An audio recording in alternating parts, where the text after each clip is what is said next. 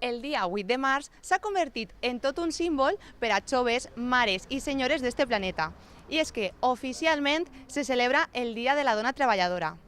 Per això, avui visitem una llibreria dedicada exclusivament al gènere femení.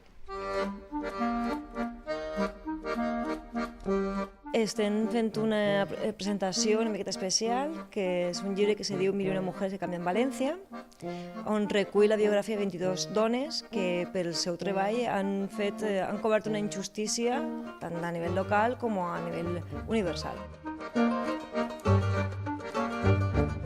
Escriptores valencianes hi ha moltes? Quin percentatge més o menys així? Pues jo estic molt orgullosa d'en Carla Sant Celoni, que el dia 3 li han donat la Creu Lila de l'Associació d'Escriptors en Llengua Catalana.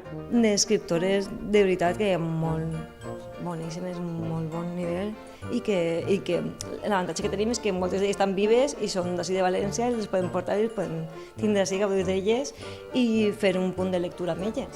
A més de ser una llibreria dedicada al gènere femení, també teniu una agenda d'activitats. Conta'ns un poquet com s'organitzeu durant la setmana.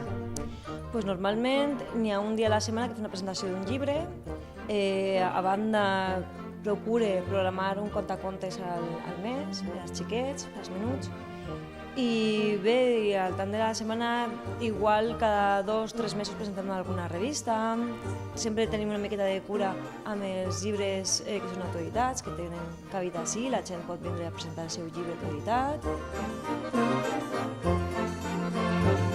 La llibreria és del gènere femení, escriptores femenines, però també vinen així homes?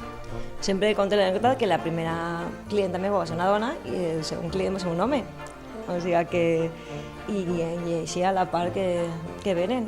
Aleshores venen públic jove, universitari, que té interès, gent que se dedica als més liberals, que són actors, que són cantants, que són artistes, però a banda venen pares a comprar llibres per als fills, per a les filles, o sigui que molt contenta per això, perquè també n'hi ha homes compromesos amb la idea i que dona igual que siguin joves o grans.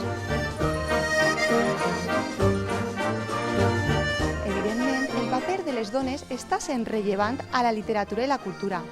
Segur que així, a la Rosa, puc descobrir algunes escriptores de la literatura valenciana.